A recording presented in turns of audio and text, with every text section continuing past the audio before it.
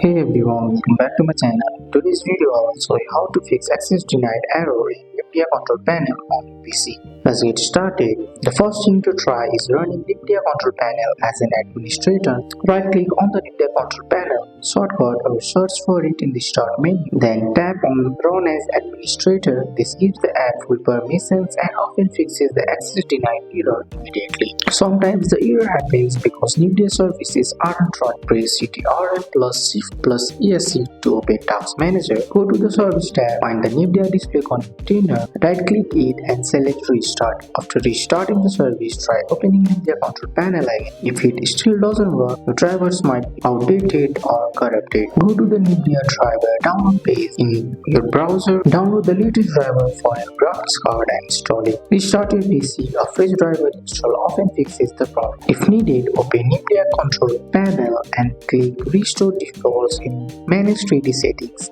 This resets misconfigured settings that could trigger access issues. And that's it. Following these steps should fix the access denied error in NVIDIA control panel on the PC. That's all for today's video, guys. I hope you guys like this video. If you found this video helpful, drop a like, subscribe for more videos. Thanks for watching. See you in the next one.